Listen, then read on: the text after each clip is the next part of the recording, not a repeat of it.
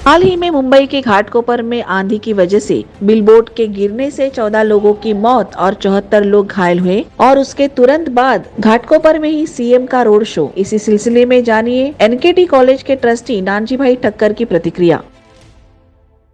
13/5/2024 को मुंबई के अंदर जो वावाझोड़ा हुआ,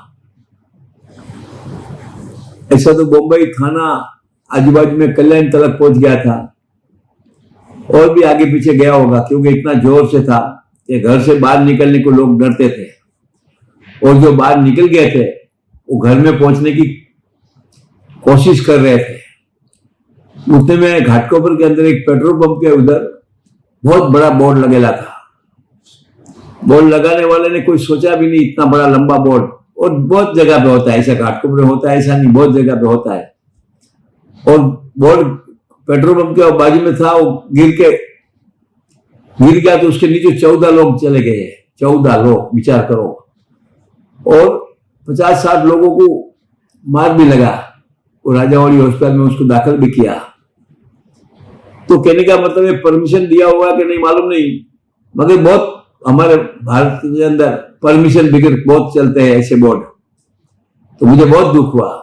और उसका दूसरे दिन के तीसरे दिन उसकी कुछ परसों के दिन रैली थी, बड़ा प्रधान आने वाले आए थे, और जैसा रैली निकलती है, मुझे तो बहुत दुख भी लगा कि भाई अभी 2 दिन के पहले इधर हमारे 14 लोग भगवान के घर में पहुंच गए, और तुम इतना तो कुछ मन में रखो कि हमारे 14 परिवार के हजारों सैकड़ों लोगों के वो आश्रय दाते हो गए, किसी का बच्चे हो गए, किसी के बेटे हो गए, किसी के वो हो गए, तो उसका कुछ मुझे लगता है सहम रखना चाहिए।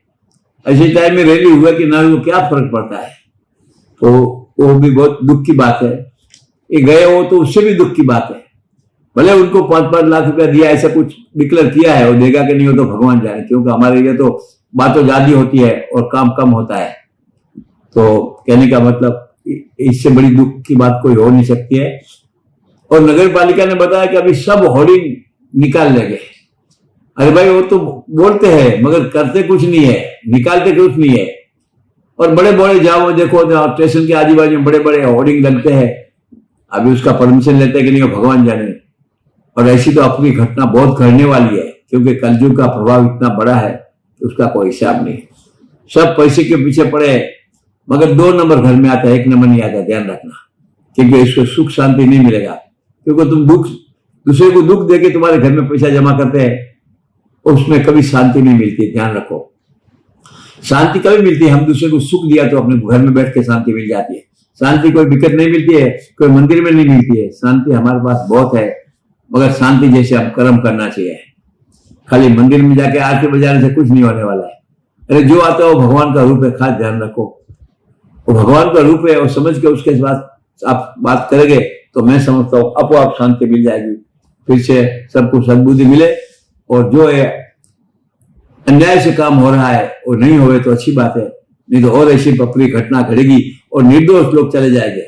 अब एक आदमी तो बेचारा नाला सोपा थे, वो पेट्रोल डीजल लेने को आया था, वो चले गया, उसका परिवार का क्या हुआ? देखो, विचार करो आप लोग, क्या होगा उसका परिवार का। उसके घर में 4 बच्चे हैं, उसकी वाइफ है, तो सभी के घर में ऐसी तो होता ही है। मगर ऐसी घटना जब घटती है तो आकाश में से जैसा भगवान नाराज होता है, ऐसा पूरा समाज नाराज हो जाता है। फिर से सबको सद्बुद्धि मिले, और जिसने कर्म किया होगा उसको तो भोगना ही पड़ेगा, उसमें 2 मत नहीं है।